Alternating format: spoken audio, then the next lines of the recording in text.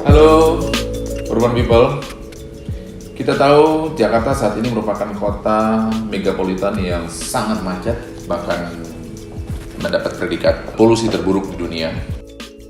Oleh karena itu pemerintah saat ini sedang gencar melakukan program khusus untuk mengurangi kemacetan. Salah satunya yang fenomenal yang kita dengar belakangan ini adalah pembangunan transportasi berbasis rel yang mendukung yang sudah ada, yaitu KRL. Dengan LRT, MRT, maka semuanya ini akan menjadi terintegrasi menjadi satu. Nah, untuk itulah kami UJP hadir dalam konsep TOD, membangun satu hunian, satu mixed use development terpadu dalam satu kawasan. Sebelumnya, kami akan memperkenalkan diri. Perusahaan ini awalnya didirikan tahun 1995 dengan nama PT Samsung Development. Pada tahun 2016, PT Samsung Development mengubah namanya menjadi PT Urban Jakarta Propertindo. Dan pada tanggal 29 November 2018, UJP resmi mencatatkan dirinya sebagai perusahaan publik atau terbuka dengan kode URBN dicatatkan pada Bursa Efek Indonesia BEI. Proyek pertama kami yaitu Gateway Park. Kita lihat sebelah kiri adalah master plan-nya, dan di sebelah kanan adalah proses pembangunannya. Ketika developer lain jualan dulu, baru bangun, nah kami sebaliknya. Kemudian proyek kedua yaitu Urban Sky. Di sebelah kiri juga master plan-nya, dan di sebelah kanan adalah proses pembangunannya. Lanjut, proyek ketiga adalah Urban Signature. Di sebelah kiri adalah master plan-nya, dan di sebelah kanan adalah progres fisiknya. Nah, yang keempat adalah Urban Suites yang segera akan kita luncurkan.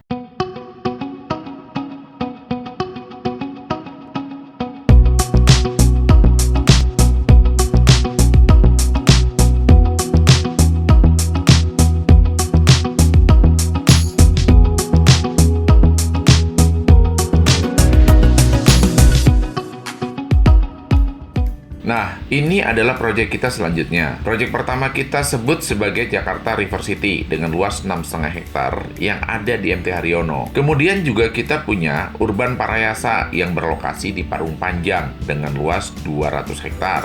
Kita juga punya proyek 200 hektar di Kerawang yang kami sebut Urban Kerawang. Proyek ini memiliki stasiun kereta api cepat Jakarta-Bandung. Jadi semua proyek ini berkonsep TOD ya. Jadi UJP berdiri di tahun 2016 dan saat ini di tahun 2020 hanya dalam 4 tahun kapital marketnya sudah melejit mencapai 8 triliun. Ini suatu perusahaan baru yang begitu cepat pertumbuhannya, dan 5 juta meter persegi SGA yang sudah, sedang, dan akan dibangun oleh UJP.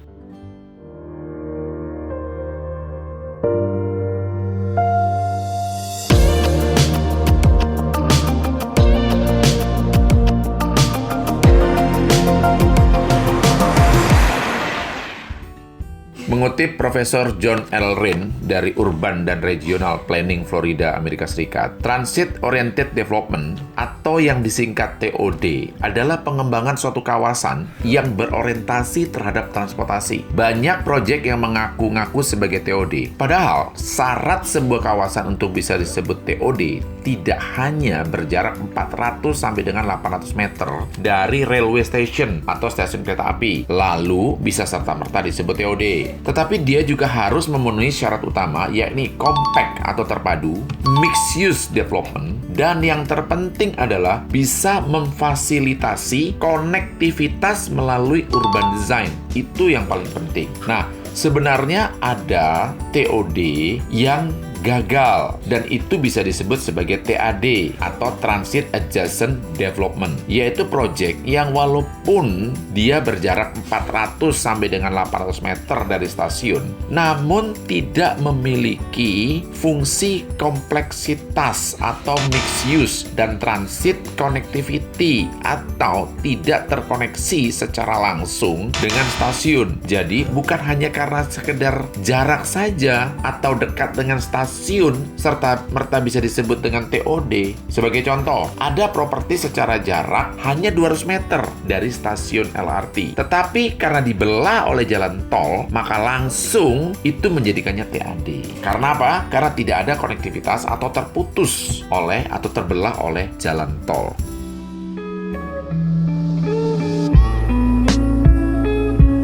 Urban Switch berlokasi di kilometer 8 tol Jakarta Cikampek. Kalau kita lihat sebelah kiri, yang seperti cangkang panjang itu adalah bangunan stasiun LRT Cikunir 1. Dan yang sebelah kanan, yang di blok warna emas itu adalah lokasi Urban Switch. Kalau kita lihat sekelilingnya, rumah-rumah menengah ke atas, sehingga captive marketnya pun sangat tinggi. Nah, ini adalah peta terbaru Master Plan Transportasi Berbasis Rel yang terintegrasi dari kawasan Bodetabek, Bogor, Depok, Tangerang, Bekasi ke seluruh kawasan di DKI. Kalau kita lihat, Urban Switch ini posisinya ada di stasiun LRT Cikunir 1, kilometer 8 dari Cawang. Ya kira-kira di perbatasan Jakarta Timur dan Bekasi Barat lah. Dari sini kita bisa menjangkau kemana saja tujuan di Jakarta dengan hanya 1 atau 2 kali transit saja. Sebagai informasi, di Jakarta CBD itu sebagai lokasi paling bergengsi dan daerah termahal, tempat pusatnya perkantoran dan perdagangan. CBD itu adanya di Sudirman, Tamrin, Mega Kuningan,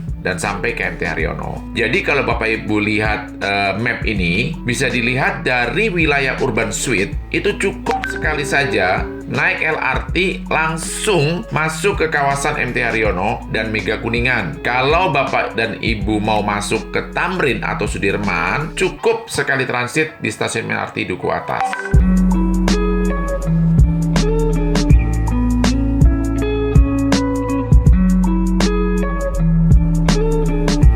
Usaha-usaha apa aja yang dilakukan pemerintah supaya masyarakat nantinya naik kereta? Kalau enggak akan menjadi sia-sia dana yang digelontorkan sebesar itu. Bayangkan, untuk fase 1, 2, dan 3 LRT, MRT kalau nggak salah itu kurang lebih sekitar 100-an T. Jadi kalau yang naik kereta itu kurang daripada target, maka itu akan menjadi sia-sia. Oleh karena itu kita lihat ya, satu persatu apa saja yang akan dilakukan oleh pemerintah. Yang pertama adalah ERP atau Electronic Road Pricing, yang artinya jalan berbayar. Adalah jika masuk ke kota Jakarta, nantinya harus bayar.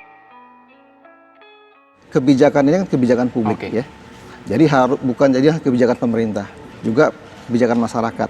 Oleh karena itu nanti kalau sudah siap semua, kami akan melakukan sosialisasi kepada masyarakat. Nah, kami bekerja di perbatasan. ERP itu harus dikerjakan tahun 2019, tahun 2020.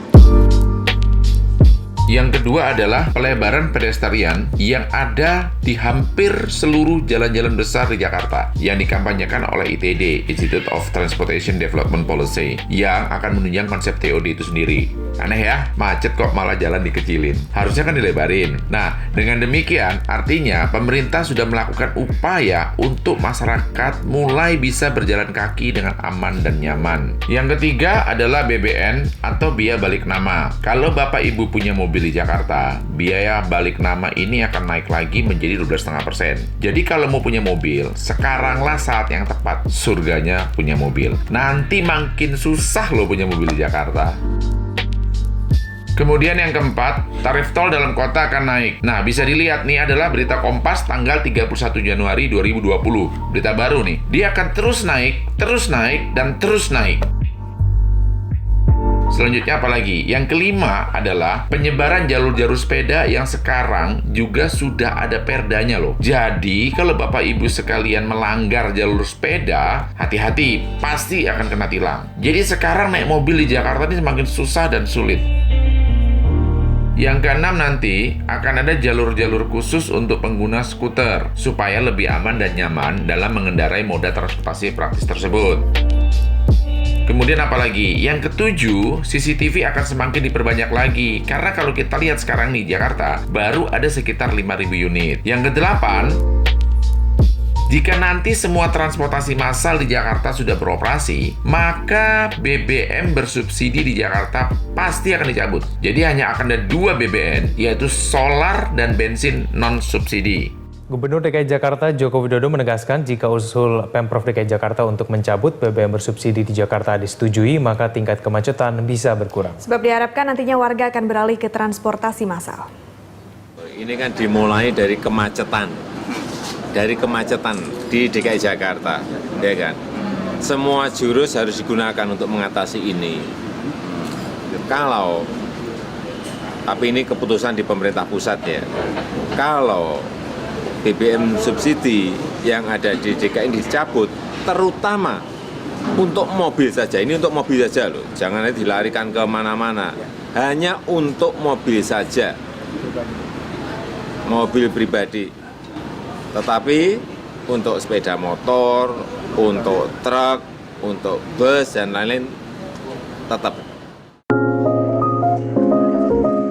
Jadi di Jakarta nanti bisa kita rasakan, tol naik, ada jalur-jalur sepeda, jalur khusus skuter, biaya balik nama naik, BBM naik, dan yang paling terasa nanti di Jakarta, yang membuat orang tidak akan mau bawa mobilnya ke kantor adalah parkir. Kenapa? Mari sejenak kita melihat harga parkir di beberapa negara lain. Di New York, harga parkir 1 jamnya 244.000. Kemudian Sydney, London, Tokyo, Seoul seperti yang terlampir di layar, dan yang paling dekat adalah Singapura, per jamnya 50.000. Kalau kita lihat di Jakarta berapa Bapak Ibu sekalian? Baru 5.000 per jamnya. Murah sekali bukan? Artinya apa? Harga parkir ini akan terus naik sampai pada level tertentu. Paling tidak sama dengan Singapura. Pertanyaannya, benarkah harganya akan terus naik? Mari kita simak video yang dirilis pada 20 Februari 2020. Berikut ini.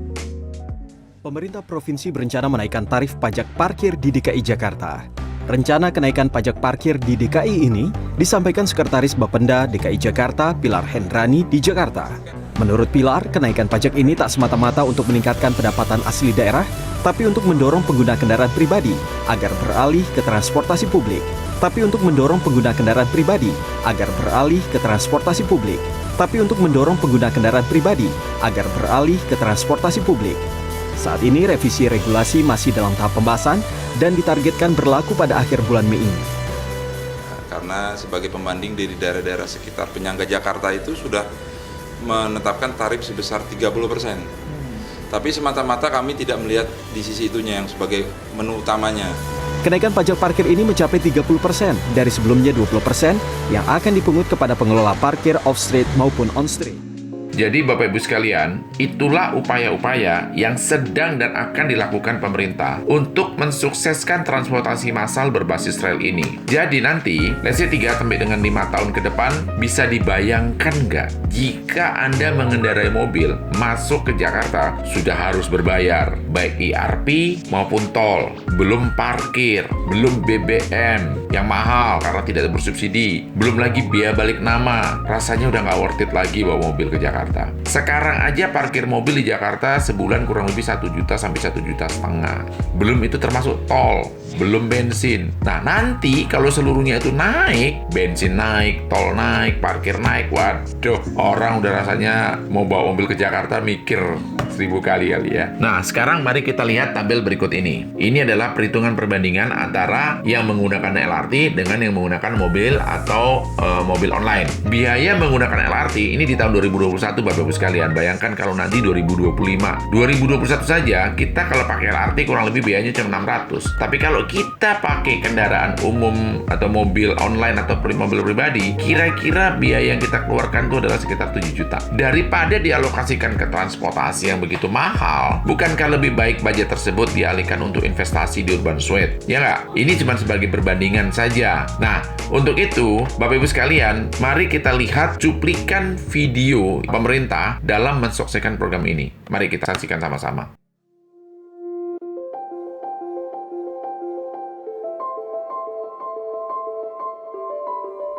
Ragam etnis dan budaya, ragam kepentingan dan harapan menyatu di sini. Megapolitan Jakarta. Ada yang bilang Jakarta dan sekitarnya bukan lagi megapolitan, tetapi megapolutan. Sekarang sudah menunjukkan angka 88 juta pergerakan orang per hari. Sementara KRL ini Jaya Lampung hanya 1 juta. PR yang paling besar adalah angkutan massal. Jakarta tidak akan bisa berdiri sendiri tanpa adanya satu kerjasama dengan daerah sekitarnya. Kalau nggak dikoordinasikan, waduh. BPTJ ini menjadi penting untuk mengkoordinasikan kepentingan stakeholder. Kejar-kejaran nih kita sama pertumbuhan pergerakan orang gitu lah. Aglomerasi Jakarta, Bogor, Depok, Tangerang, dan Bekasi nyeri akibat polusi. Jakarta dan kota sekitarnya menanggung beban sosial yang mahal. Tugas suci diemban seluruh pihak yang membenahi sektor transportasi. Berperang melawan polutan sekaligus menjaga kekayaan negara agar subsidi tidak menguap sia-sia. Transportasi massal berkualitas adalah jawaban tuntas. 1000 masalah menghadang, 1 juta langkah berbuah. Satu demi satu, harapan transportasi massal berbilang. Lahir MRT, LRT, jaringan bus Transjakarta, memperkuat kuda beban KRL. Namun, segenap pemangku kebijakan bahu-membahu melakukan pembenahan, terus bekerja keras tiada jeda. Begitu pula Badan Pengelola Transportasi Jabodetabek atau BPTJ yang didaulat memadukan gerak integrasi sistem transportasi. Gerak perubahan itu menjadi komitmen dari Perpres nomor 55 tahun 2018 tentang Rencana Induk Transportasi Jabodetabek. Penggunaan sarana transportasi yang ramah lingkungan digaungkan. Menciptakan, mengatur, dan mengelola sistem transportasi megapolitan Jabodetabek selalu menghadapi kompleksitas masalah. Namun, tak ada yang mustahil demi menghadirkan transportasi Jabodetabek tanpa polusi.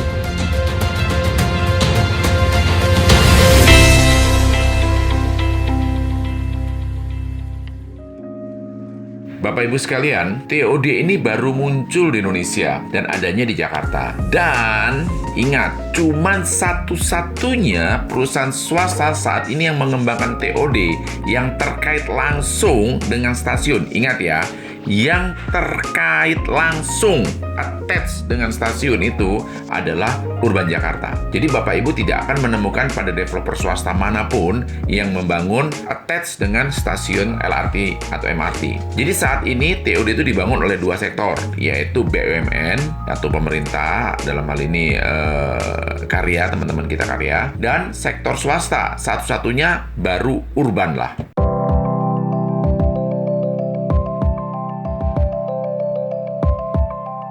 Nah, inilah dia proyek Urban Suites. Satu-satunya proyek yang memiliki 3 private access. Pertama, yang berwarna hijau itu adalah jalan umum, jalan utama. Kedua, yang di tengah, yang warna hijau, itu adalah access tol direct langsung masuk ke Urban Suites tanpa masuk ke jalan utama lagi. Nah, yang ketiga, yang warna ungu, itu adalah akses langsung stasiun LRT yang nempel dengan properti kita. Jadi Anda cuma selangkah saja sudah masuk dalam kawasan Urban Suite. Nah, inilah Urban Suite yang akan kita luncurkan segera di pertengahan tahun ini. Produk ini sangat-sangat limited. Tidak ada di tempat lain lagi, limited supply. Hanya selangkah saja dari stasiun untuk masuk ke Mall Urban Suite, Bapak Ibu sekalian sudah dapat langsung menikmati fasilitas melting pot di Urban Suite. Sebagai perbandingan, saya ambil satu contoh. Bapak Ibu pernah mengunjungi Blok M Plaza? Kurang lebih di tahun 2018 itu, kalau kita lihat ke sana atau kita datang ke sana itu sepi sekali. Ya, sekitar 10 ribuan pengunjung lah di tahun 2018 ya. Namun, apa yang terjadi ketika MRT sudah beroperasi di tahun 2019? Blok M Plaza yang saat ini sudah mempunyai konektivitas ke MRT-nya, stasiun MRT langsung, mengalami lonjakan pengunjung yang cukup tinggi, Bapak Ibu sekalian. Bahkan di tahun 2019, mall tersebut dikunjungi kurang lebih sekitar 25.000. Nah, di sini kita bisa lihat pengaruh MRT cukup tinggi dalam menaikkan visitor. Bagaimana dengan okupansi residensial di TBC Matupang? Tahun 2018 itu kurang lebih sekitar 66% lah. Itu bisa menjadi 79% di tahun 2019. Artinya apa? Artinya dampak MRT itu cukup signifikan. Padahal baru setahun beroperasi dan itu pun baru satu fase saja. Bagaimana kalau seluruhnya sudah terintegrasi? Nah, ini dia. Ini adalah mall kita, dan untuk Bapak Ibu ketahui bahwa XX1 dan Premier akan segera hadir di sana. Sedangkan gambar ini menunjukkan bagaimana Bapak Ibu begitu keluar dari stasiun, selangkah saja sudah berada di mall kita. Nah, inilah pertama kalinya yang akan hadir di Indonesia private connectivity. Ingat ya, private connectivity station to mall Urban Suite. Berikut Bapak Ibu bisa melihat konsep kawasan Urban Suite yang akan menjadi ikon terbaru Bekasi sebagai melting pot.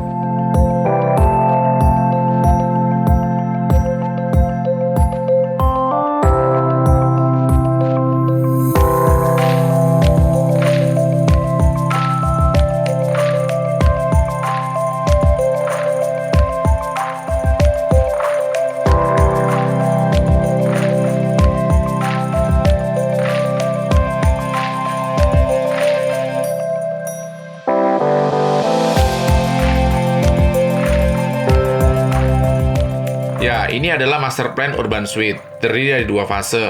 Sekarang ini di fase 1 kami meluncurkan 2 tower. Ini adalah fase pertama, ini fase kedua. Dan yang ini disebut sebagai downtown. Dengan panjang kurang lebih sekitar 100 meter. Sebagai gambaran sama dengan lapangan bola lah ya kira-kira. Dengan lebar bersih 12 meter. Tower pertama adalah Urban. Tower ini khusus untuk tipe unit studio dan 1 bedroom. Sementara tower kedua adalah Shelton yang terdiri dari unit 2 bedroom dan 3 bedroom. Tower Shelton ini Bapak Ibu sekalian spesifikasinya lebih premium dibandingkan tower Urban. Nah, ini yang penting bagi Bapak Ibu sekalian yang sering bertanya, apakah sudah ada izinnya sih? Kami sudah memiliki izin mendirikan bangunan atau IMB. Mungkin kalau yang lain dulu, jualan dulu maksud saya gitu ya, dan baru bangun belakangan. Nah, nggak tahu deh itu izinnya. Udah jadi atau belum? Jadi, untuk hal ini Bapak Ibu sekalian nggak perlu khawatir, karena kalau Bapak Ibu sekalian lihat presentasi kami di awal, semua proyek urban yang telah kami jual, itu sudah dibangun dan bahkan beberapa sudah ada yang siap untuk serah terima.